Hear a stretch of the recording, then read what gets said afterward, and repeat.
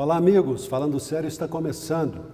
A nossa conversa hoje é com Marcos Genari, que é diretor do Simpro, o Sindicato dos Professores da Rede Particular.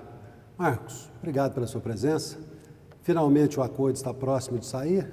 Acordo entre os professores e os proprietários das escolas particulares? Primeiro, eu quero agradecer a oportunidade de estar participando desse importante programa para a sociedade uberabense e dizer que, se Deus quiser, a gente conseguirá fechar esse acordo, dependendo aí agora de um ok final das entidades do ensino superior aqui no Triângulo Mineiro. Quais são as bases? As bases nós conseguimos avançar um pouquinho na educação infantil, ainda falta muito, né? São 11% que a gente está fechando, 8% no ensino básico, né? do primeiro ao ensino médio, e 7,68% é o que as entidades estão oferecendo, o que o Sinep chegou na mesa. E nós estamos solicitando e para fechar, a gente fecha no 8% junto no ensino superior e educação básica.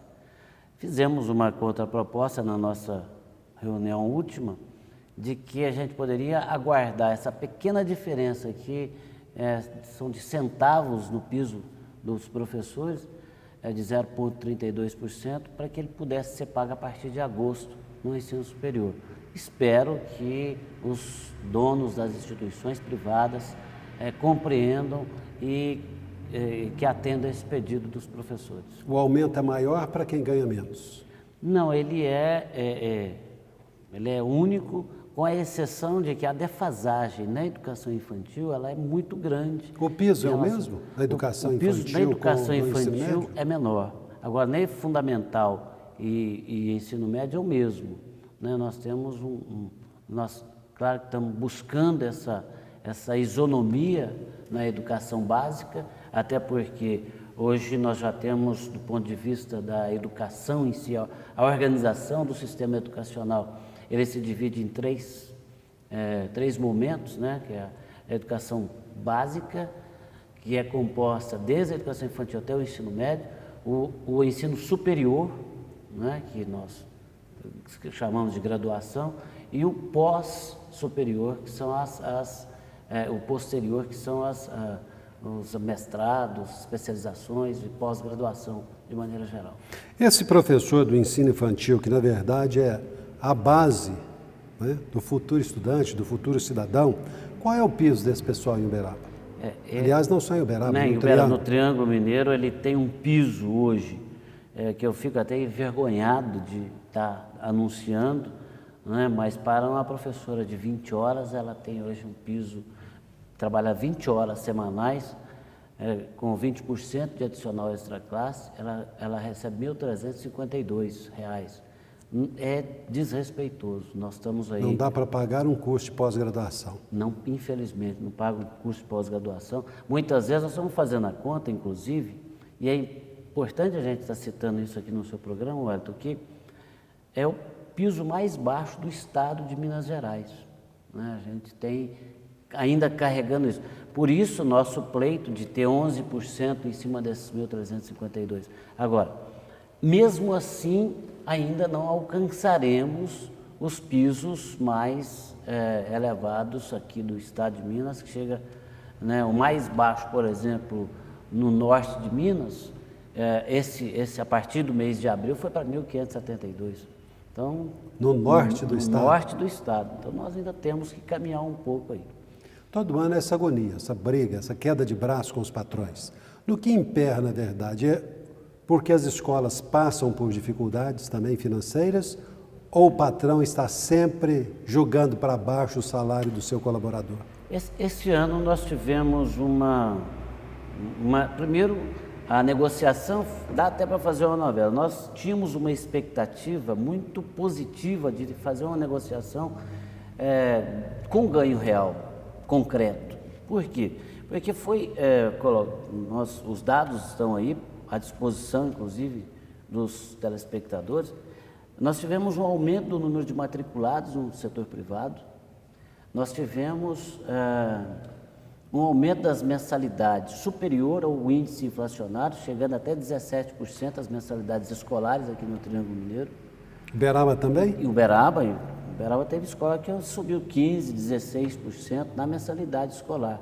E não perdeu aluno? E não perdeu aluno, aumentou o número de matrículas. Então, a nossa expectativa é que a gente teria uma negociação positiva, recompondo o salário e tendo um aumento real. Infelizmente, nós tivemos no percurso duas questões que para nós são complexas, mas que a gente enfrenta de frente e em pé, que é a questão do ajuste fiscal, né? Pegou de fato a sociedade e as instituições um pouco de surpresa. Esse ajuste fiscal ele vem apresentar uma realidade não muito de boas perspectivas para o ano de 2015. Mas houve retração no número de alunos das não escolas? Houve retração, mas houve, devido a essa grande propaganda que se fez da crise, houve de fato uma precaução que as instituições estão fazendo. Olha, se tiver inadimplência, não sei o quê. Então, houve essa retração na negociação, né? Mas eles vão continuar ganhando mais. As escolas, se não perderem aluno, vão ganhar mais. Pagando menos para o professor. Isso é um fato menos concreto. Em relação ao aumento da mensalidade escolar. E um outro dado que para nós também foi surpreendente, que é a questão do FIES.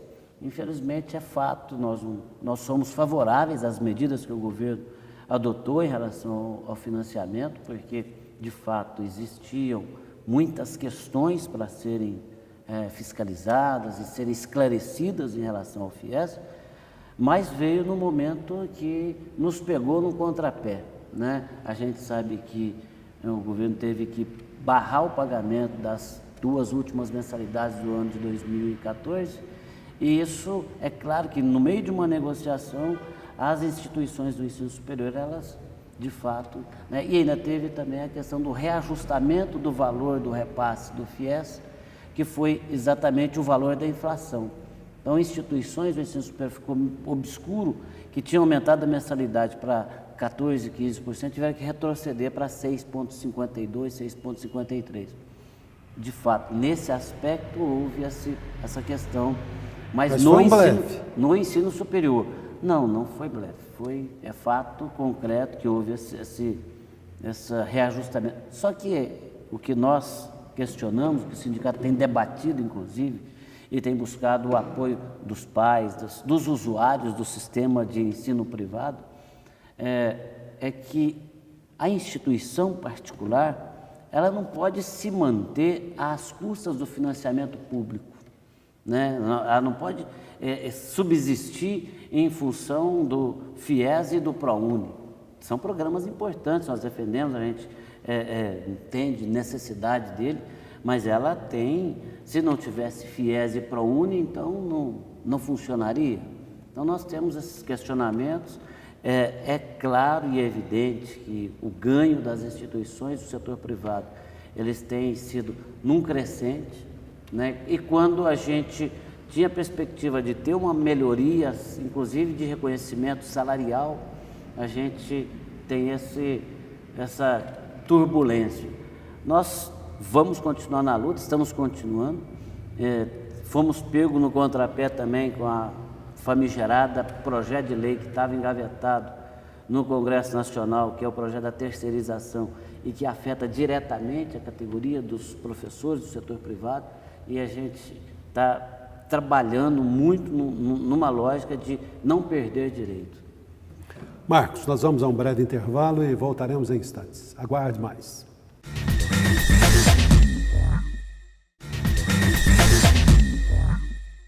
Falando Sério está de volta e nós estamos conversando com o Marcos Genari, que é diretor do Simpro em Uberaba, nessa batalha visando a melhoria salarial dos professores da rede privada em Uberaba. Marcos, a questão dos professores em Uberaba da rede privada está presa exclusivamente em salários ou as condições de trabalho não são as ideais também? Nós temos questões muito relativas, né, que a gente tem que levar em consideração em função da organização hoje da educação de modo geral, o avanço tecnológico e as estruturas. E o diferencial do setor privado né, a gente Nós temos a nossa campanha que educação não é mercadoria, mas que infelizmente no sistema que nós vivemos é uma prestação de serviço como se fosse mercadoria. Então existe sim. Mas não deixa de ser uma atividade comercial realmente. Isso, exatamente. Embora com características diferenciadas. Exatamente. E infelizmente nessa lógica e na disputa inclusive de mercado, a gente percebe que existem sim instituições que ficam devendo aí na estrutura ofertada para o bom desempenho do professor. Nós temos ainda instituições que têm espaços pequenos, nós temos instituições que não estão completamente adequadas inclusive às normas exigidas, né? Aí quando vai lá a fiscalização ou o grupo técnico do Conselho Municipal de Educação para fazer a verificação do funcionamento da instituição, é todo feito um arranjo para estar atendendo os requisitos mínimos. Então a gente tem essa dificuldade e temos que, né, onde a gente pode denunciar, a gente denuncia. Nós participamos efetivamente do Conselho Municipal de Educação justamente para ter essa voz lá no sentido de garantir aos professores as mínimas condições de trabalho. E quando se fala em piso salarial, a gente faz uma referência aqui àquele mínimo para o profissional de educação. Mas existe alguma escola em Uberaba que paga mais do que o piso? Tem sim. Tem algumas escolas que pagam acima do piso e reconhecem, é claro, até porque as expectativas dos usuários, né, dos pais, elas são de maior exigência, e tem aquelas que nos preocupam muito, e essa é uma questão muito séria, aquelas instituições filantrópicas que infelizmente não conseguem cumprir com o mínimo exigido na convenção coletiva, e nos preocupa porque numa reclamação trabalhista, numa ação de cumprimento, nós agora ingressamos com 6 ações de cumprimento em coletivas, né, onde o professor não aparece, mas o sindicato é que oferta a ação de cumprimento, e essas instituições vão pagar uma conta do passivo trabalhista. As 6 ações são de instituições beneficentes. Filantrópicas. E nos preocupa muito, porque são instituições de boa intenção, mas que não dão conta de pagar. Não, isso. E aí a gente fica com aquela questão, fala, olha, a boa ação ela tem que ser feita, mas a gente tem que preservar o direito dos professores. E qual será a saída para isso, Marcos? A escola não dá conta de pagar porque não tem receita. O professor precisa receber. Entra-se com uma ação trabalhista. E aí a decisão da justiça, obviamente, será para que o pagamento seja feito. Mas se a instituição não dá conta de pagar? Então, nós estamos, inclusive, fazendo a seguinte questão. Nós estamos colocando tanto para o setor público quanto para o setor das instituições beneficentes, justamente um meio termo. A gente tem a informação e passa pelo Conselho Municipal de Educação os recursos que vão para as instituições filantrópicas. E nos preocupa muito, porque existem instituições comerciais, como nós dissemos aqui, que têm uma mensalidade baixa e conseguem pagar o piso para os seus professores, né? Tem instituição de educação infantil que a mensalidade é R$250 e eles pagam o piso para os professores. Como que uma instituição filantrópica que recebe do Fundeb, via Prefeitura Municipal, via Secretaria Municipal de Educação, que faz o repasse total, integral, repassa R$252 por criança e ainda tem outros convênios que a Prefeitura subsidia, como, por exemplo, material de limpeza, a parte de alimentação e muitas vezes até na parte de aluguel da instituição.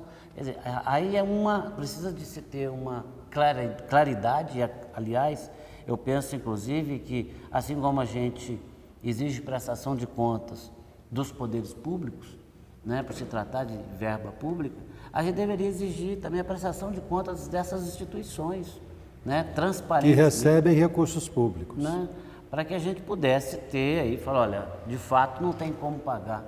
né? E não tem essa transparência?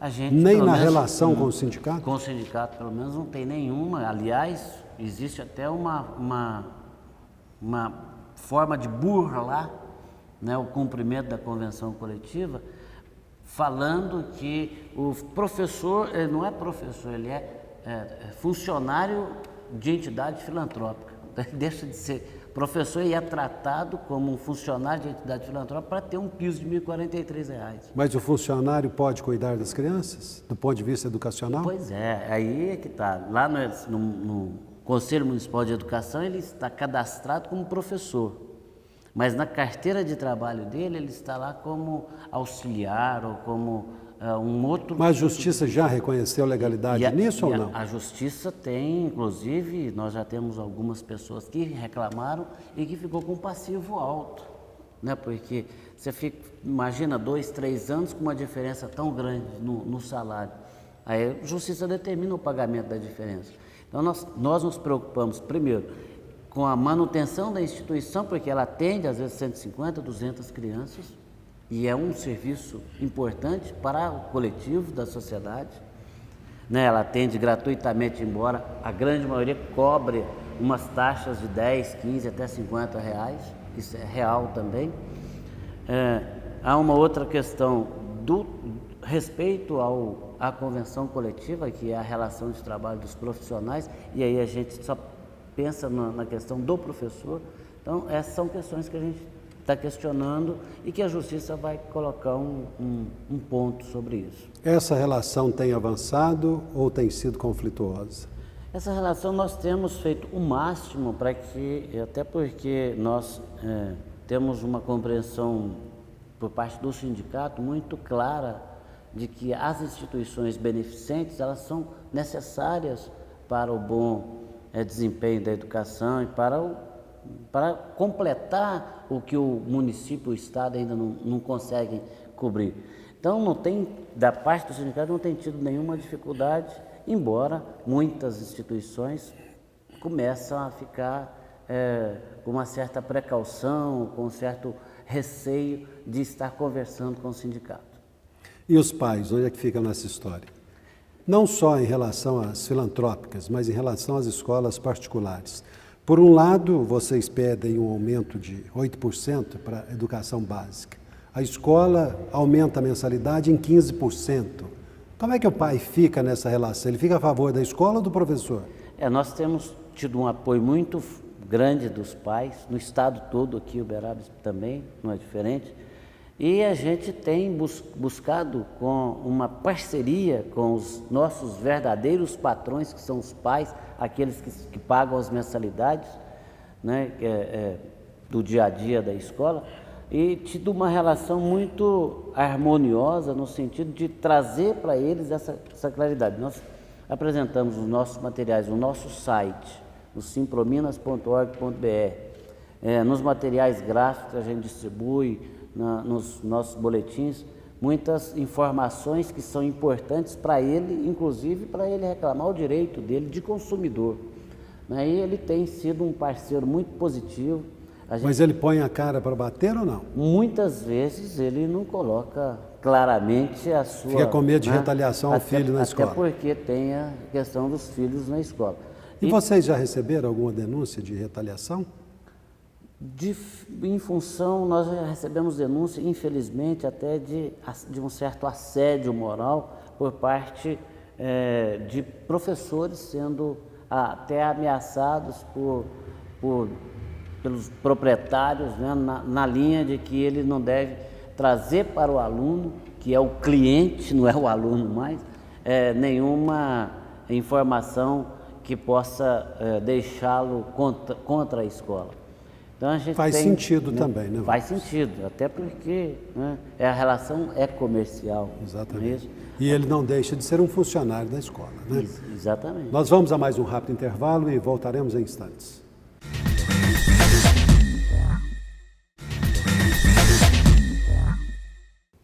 Marcos, vamos continuar essa conversa sobre a relação patrão-empregado nas escolas particulares. Apesar do conflito entre o sindicato e os professores representando os professores e as escolas, que é um conflito natural de quem quer mais para os seus assistidos. O professor fica no meio disso aí, a escola encara com naturalidade a participação do sindicato, negociação, deixando o professor fora do conflito ou não? Ou de vez em quando sobra para alguém? Muitas vezes essa relação no sistema, ela esse conflito importante de existir, porque não existe forma de a gente ter um reconhecimento, de a gente buscar mais valorização, se não houver esse momento, né, de negociação e de ter um conflito, muitas vezes, nós, da parte do sindicato, e eu acho que hoje, da parte, inclusive do sindicato das instituições particulares, tem sido muito de compreensão dos lados.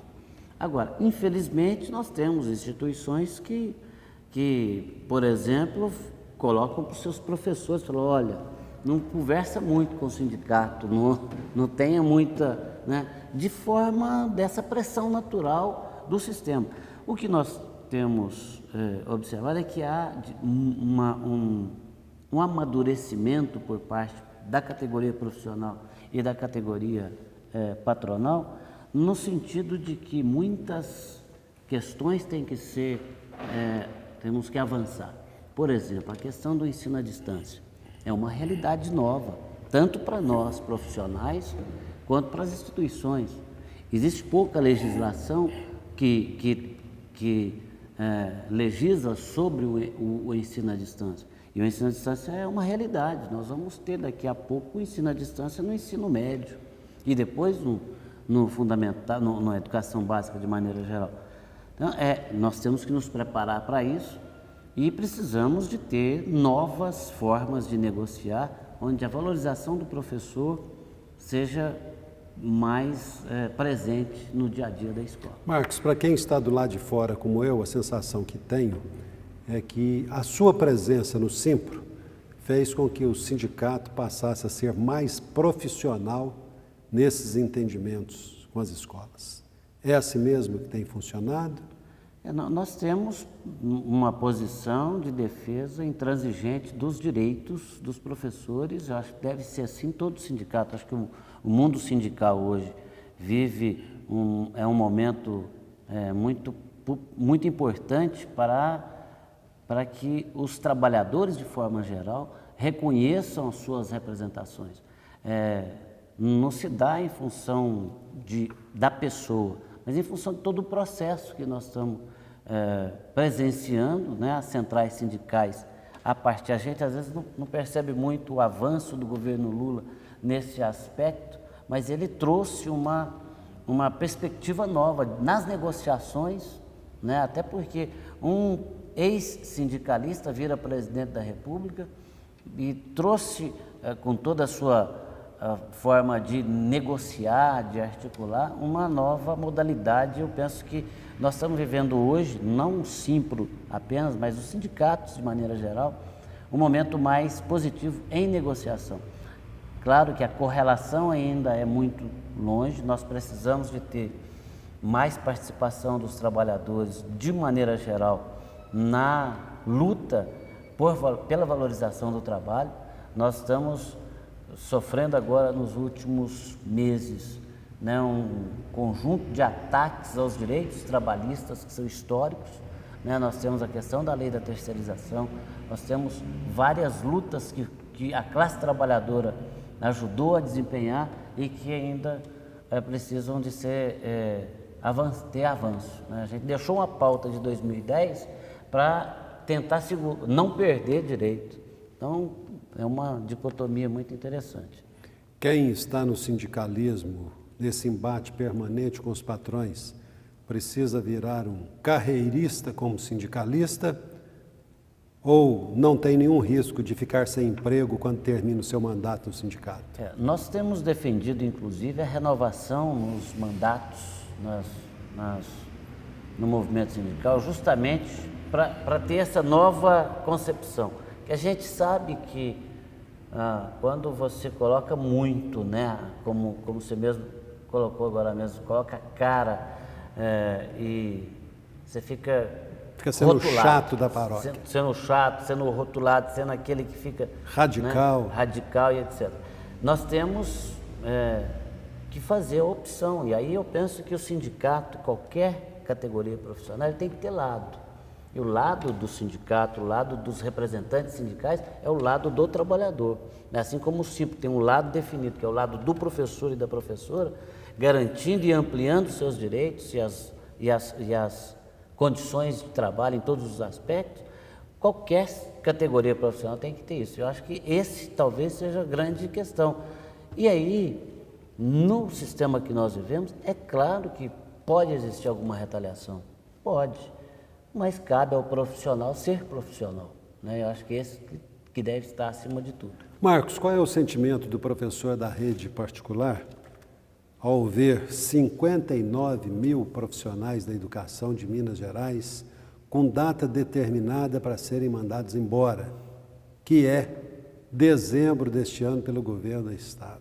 Aquela atrapalhada que o PSDB fez de botar o pessoal para dentro sem concurso e agora a Justiça manda botar para fora. Nós ainda, eu acho que temos, né, tivemos uma sorte de ter conseguido eleger em Minas Gerais um projeto mais voltado para os interesses da classe trabalhadora e, sobretudo, desses professores do Estado de Minas Gerais. Tivemos a oportunidade de ter mais esse final de ano, né, com garantia de emprego. Eu penso o seguinte, Wellington, que... Você acha que o mercado absorve esse pessoal? Até porque hoje nós estamos aí com um dado importante de todo mundo saber. Nós tivemos aqui no Triângulo Mineiro, não vou pegar Minas não, pegar o Triângulo Mineiro, nós tivemos uma redução do número a procura das vagas para as licenciaturas, ela caiu assustadoramente, né? Mais de 70%. O número de matriculados na UFO, na UFTM, no IFTM para licenciaturas, ele caiu drasticamente. Significa que tem vagas ociosas para as licenciaturas, que é justamente professor, né? Profissional professor. Assim também tivemos mais de 20% de evasão. Então, com certeza, daqui no máximo 2 anos, nós vamos ter um apagão de professores, vão faltar esses profissionais. Aqui em Uberaba já é real, a professora Silvana Elias, agora esses dias na reunião nossa do conselho, ela falou, olha, nós estamos com uma dificuldade de ter professores no nosso quadro, sobretudo das matérias que trata a questão das exatas, matemática e outras matérias, ciência e biologia, que também está em falta. Então, a falta de professores é real. É uma realidade. No Estado também é real isso. Então, acho que nós vamos ter uma notícia no final dessa luta aí, dessa caminhada, que vai ser acolhido esses 59 mil e, se Deus quiser, via concurso público, no caso do Estado de Minas Gerais. Perfeito. Marcos, muito obrigado pelos seus esclarecimentos. A gente volta a se falar numa outra oportunidade. Nós aqui agradecemos os sindicatos professores, o Simpro Minas, está lá na Rua Alfa, em Paixão, número 105, está à sua disposição, à disposição dos telespectadores. Vamos lá para fazer a luta em prol da valorização dos professores. Nós voltaremos na semana que vem, se Deus assim o permitir. Até lá.